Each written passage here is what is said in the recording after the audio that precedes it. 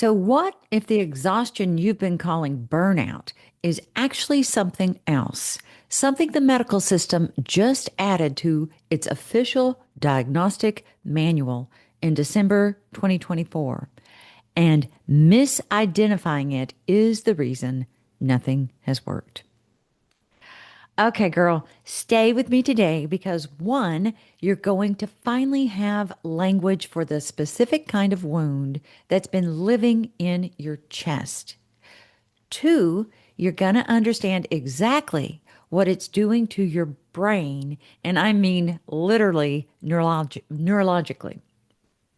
And three, you're going to do a somatic practice today that speaks directly to the part of your nervous system that holds your moral identity. And for many of you, nothing has ever spoken to that part before. Okay, I want to start today with a question, and I want you to sit with it for a second before I go on. When was the last time you were asked to do something at work? Sign something, say something, look away from something, or just keep moving when every cell in your body was screaming that what was happening was wrong. And you did it anyway. Oh man, that was my life as an associate dean. See, you did it because you had to. Because your license, your paycheck, your team, your patients depended on you staying in the room and keeping your face neutral and doing what the institution required. How many times has that happened to you over the last 20 to 30 years of your career? Because I'm going to tell you something today that I need you to hear because I needed to hear it, and I can't be the only one. That experience has a name. And girl, it's not burnout. It's not compassion fatigue, although it does lead to that, exacerbates that. But I want you to know that distinction is not semantics. Semantics. It is the difference between treating the symptom and treating the wound. Here's what I've been watching for 30 years in clinical practice. And here's what the research is finally catching up to. Women healers, helpers, therapists, nurses, social workers, hospice workers, educators, caregivers of any kind are walking around with what the American Psychiatric Association officially added to the DSM December 2024 as a distinct clinical category: moral injury. And if no one has given you this word yet, I want to be the one to hand it to you today. So as I love to do for y'all as I prepare this podcast, I dug into the research. I wanted to really look at some fresh things and bring some fresh stuff into the podcast. And that's where we're going to start.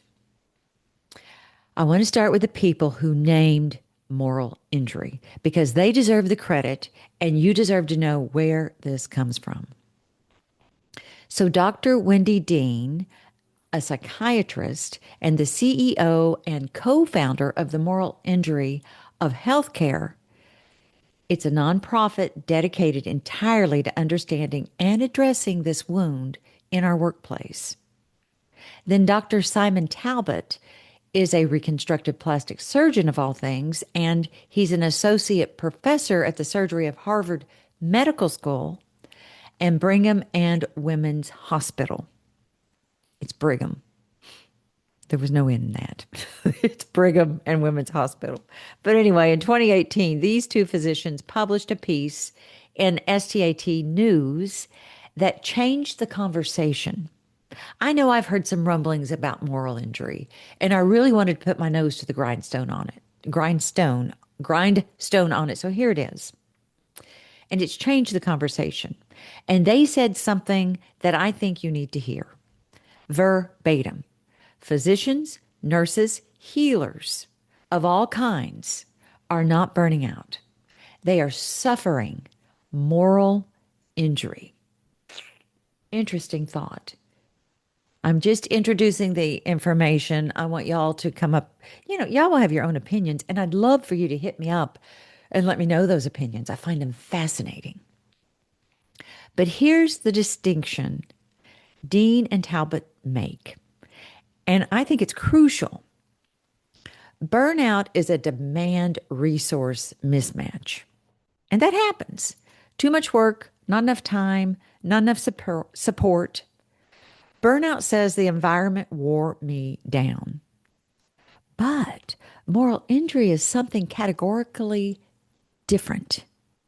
Moral injury is what happens when you are forced by the institution, by the system, by the economics of healthcare, by the administrative structure you never chose. I don't care if you're in academia or if you're in healthcare. These are not things we chose, but they're dictating how we live our life and how we make decisions and force us to make decisions. I can remember as an associate dean, and this still rubs me in a way that hurts. I was told, and I was the dean running suspension hearings, and I was told I could not suspend a student, could not flunk them out per se, even though I was dealing with students who had flunked out 4 semesters in a row who were nursing students. I was told I could not flunk them out because basically the college wanted their money. And that absolutely went against everything in my moral being. In fact, I'm no longer at that institution because of that situation. I thought it was wrong. Those little girls, those boys did not understand that they were still going to have to pay back that loan they were living on. And I would sit and do an hour's worth of therapy session with them to try and direct them in another direction where maybe they could be successful. But talk about moral injury. That was, oh, yeah, sorry. That's a little trauma coming up there. But moral injury is real. And we have these institutions making decisions, telling us to make decisions that we would never choose. And this violates the oath that we've made to our profession, the promise we've made, the reason you came into this work in the first place. See, Dr. Dean describes this, well, she describes it this way. Moral injury is the gap between the promise a clinician made to a patient, to a student, to a whoever you're working with, and what the employer is now asking you to do for an investor. Okay? For an investor. Money. Sweet soul, let me say it again. The gap between the promise you made to your patients, clients, students, to the people who trusted you, and what the system is now requiring you to do in service of something entirely different. That's a cognitive dissonance at best. But that gap, girl, it's not a personal failure. That gap is not compassion fatigue, though it can produce it. That gap is a wound, and wounds need different treatment than fatigue. So now let me go a little deeper because I want to get into your brain for just a hot minute. We're going to park here just a hot second. Because when I understand the neuroscience of something, I can finally stop blaming myself for it. And I want that for you. So Dr. Brett Litz, and he's a clinical psychologist and professor in the Department of Psychiatry and Psychological and Brain Sciences at Boston University, the School of Medicine at Boston University. He is internationally recognized as one of the world's leading experts on moral injury. In his 2025 paper, Moral Injury, State of Science, it was published in the Journal of Traumatic Stress. Litz defines moral injury as the lasting psychological, biological, spiritual, behavioral, and social impact of exposure to acts that transgress deeply held moral beliefs. and expectations. Absorb that. Think about, I'm also thinking about a substance abuse center I ran for a hot minute. Was not a good fit, did not run for long. But I've run psych units where the same thing happened. It's all about making those notes look like that client can bill that insurance. And that's a moral injury. There were things I didn't think were right to do to those notes. But anyway, I'm sure y'all all have your own thoughts and stories around that. So, biological. He used the word biological. And girl, here's why this matters. Researchers publishing in the Journal of Neuroscience in 2023, Dr. Mirna Leverson, found something extraordinary about what's called a medial prefrontal cortex. Medial prefrontal cortex, or mPFC. This is a small but extraordinarily important region of your brain, located right behind your forehead, right at the center of your default mode network. And y'all remember, that's the network that activates when you're not focused on a task, when you're just being yourself. What Leverson's team found is that the mPFC doesn't just process general information. It houses your self-concept. Isn't that crazy? Your beliefs about who you are, your sense of your own goodness, your integrity, your moral identity. The mPFC shows distinct activation patterns based on how personally important a piece of information is to who you believe yourself to be. Now, here's where moral injury becomes a neuroscience story. When you're asked repeatedly over years to act in ways that contradict your deepest values, the mPFC is not a passive observer. It is in conflict. It's holding two incompatible truths. I'm a healer who does no harm. I'm also a person who just signed that form, stayed silent in that meeting, discharged that patient too early, closed that case before it was ready, passed students that needed not to pass so the institution could get their money. We did all these things because the institution required it. That is not just cognitive dissonance. That is a neurological rupture in the region of your brain that holds the map of who you are. And unlike burnout, which is exhaustion, and don't you think this will lead to that or exacerbate that? But moral injury is a wound to your self-concept at the cellular level of your nervous system.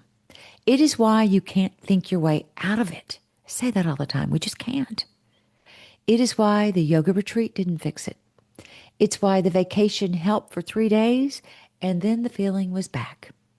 Because you came home to the same institution, the same impossible choices, the same gap between your oath and your orders. Research published in the Archives of Psychiatric Nursing in 2024 found that moral injury in nurses was significantly associated with burnout, but that the moral injury came first. It is the precursor, the original wound that burnout grows inside of. Fascinating. And here is the most important thing I want to say about the neuroscience, because this is where your healing lives. The same mPFC that holds your fractured self-concept is also the seat of your capacity for self-authorship. Your capacity to say, I know who I am. I know what I believe. I know what I was made to do. And the institution's choices do not define me. That capacity, girl, it's not gone. However, it's probably buried under layers of institutional trauma and moral pain. But it is there, and it's been waiting. Okay, so just a quick 2-second commercial. Y'all, I wrote In Pursuit of Soul Joy because of a giant moral injury that I've learned as I've researched after I wrote the thing. It's about burnout, compassion fatigue, but that moral injury was the wound it grew inside of. It's a 12-week journey back to yourself, step by step. I've had someone say it's a good book. I mean, it is what I did to get myself back to me. It's on my website, it's on Amazon. Grab yourself a copy, get yourself to the other side. I want that for you. I wrote this book for you. But there's that 2-second commercial. Back to moral injury. Okay, so before we move into the somatic work, I want to offer you 3 truths, not information, truths. Truth 1, you have been calling burnout, well, what you've been calling burnout may have a more precise name. And naming it correctly is not a small thing. It's the beginning of the right treatment. Truth 2, the wound is not in your work ethic.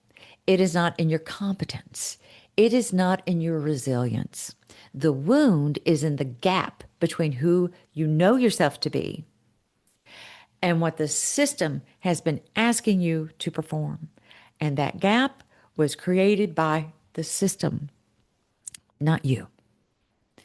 Truth 3, your medial prefrontal cortex, the part of your brain that holds the map of your moral self. Sweetness, it's not broken. It is waiting for permission to come home to itself. That is what we're going to do right here, right now. Okay, so I want to talk for a moment about the crown chakra before we begin. So it's right up here, top of your head. It is the, well, it's associated with cosmic connection, the divine, with the sense that our lives have meaning that extends beyond the transactional day to day.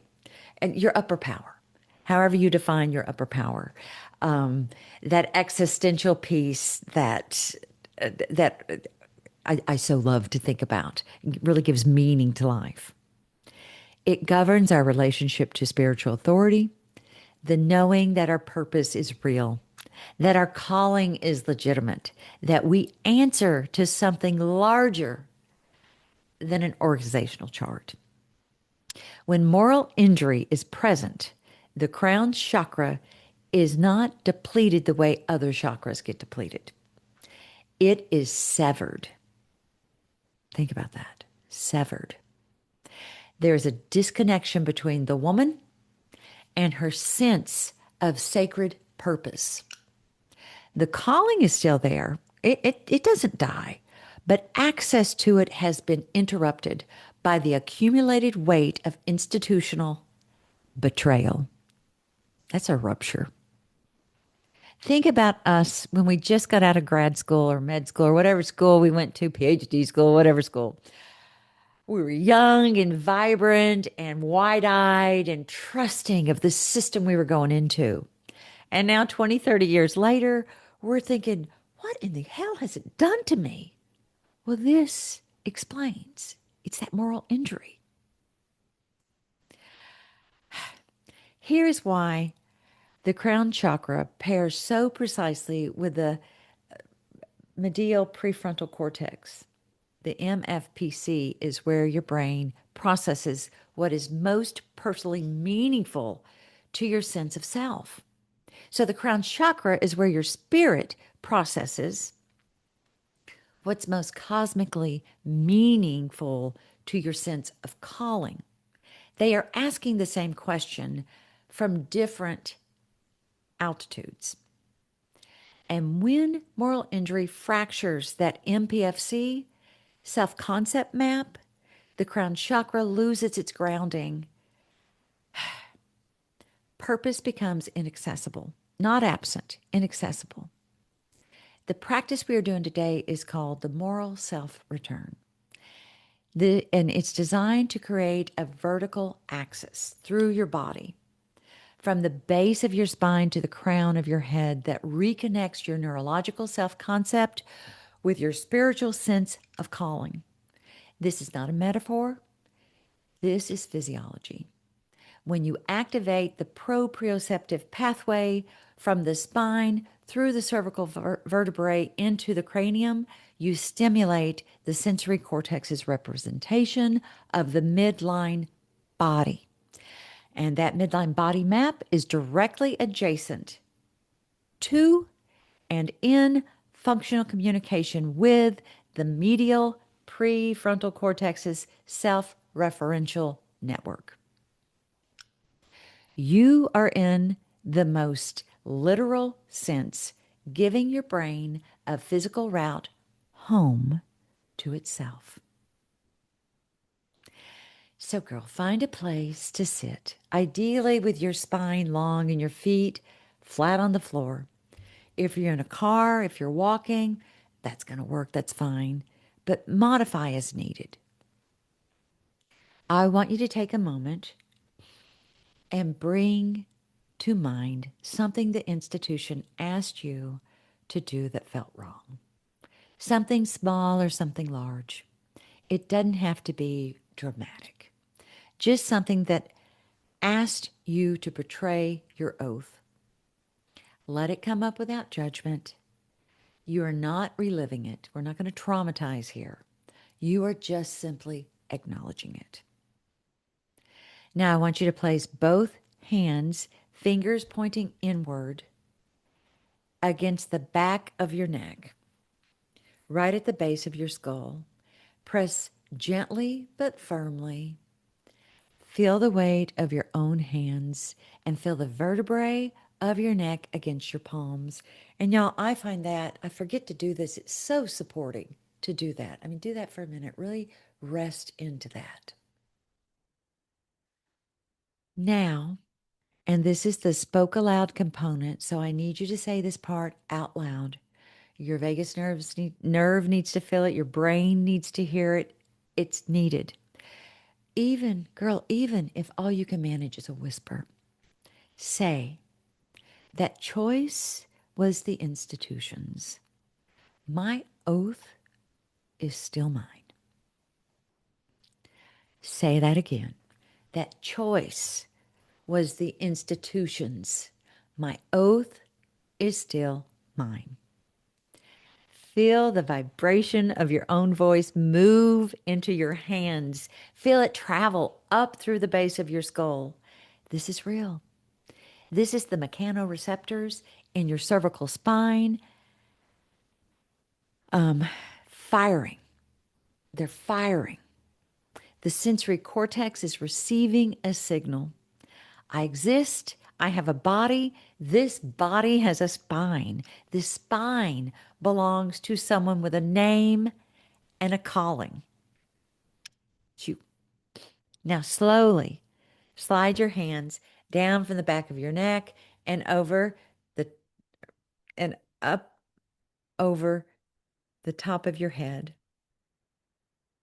Fingertips meeting at the crown, and press down just enough pressure that you feel the weight. It's not uncomfortable, but it's present.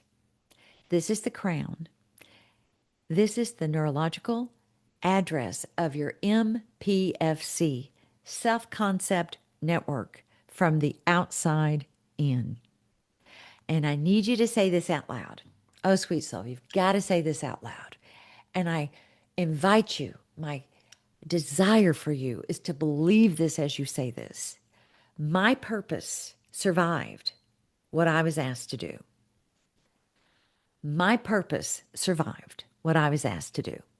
Hold your hands at the crown for 3 slow, natural breaths. Don't control the breath. Just let it come.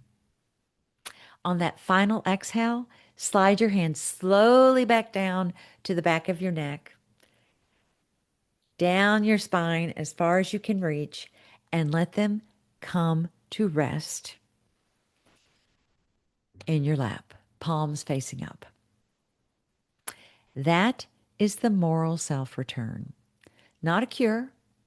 I want to be honest with you about that. Moral injury is a wound that heals in the presence of justice, community, and truth, not just in the privacy of our own bodies. But this practice opens the neurological door to your own self-concept when moral pain has been holding it shut. It's a beginning, and it belongs to you. All right, let's bring today home, y'all.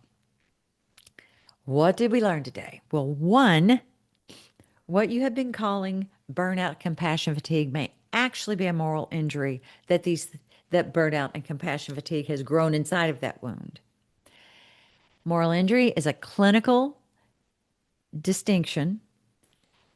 It's a wound that the American Psychiatric Association officially recognized in 2024, December 2024. Moral injury is not about demand and resource. It's about the gap between your oath and your orders. And the research says it is the wound that burnout and compassion fatigue grow inside of. Two, the medial prefrontal cortex, the seat of your self-concept in your brain, is neurologically disrupted by repeated moral violations. The reason you can't think your way out of this is biological. The wound is in the same region that holds the map of who you are. And you're not weak. You're neurologically injured by structural betrayal. And three, your crown chakra and the medial prefrontal cortex are asking the same question. Who am I? And does my purpose still exist? The moral self-return practice gives your nervous system a physical route to the answer. And girl, the answer is yes. Your purpose has survived what you were asked to do. Okay, I hope this landed. I hope you have some questions. Please hit me up with those questions. And I will see you next week.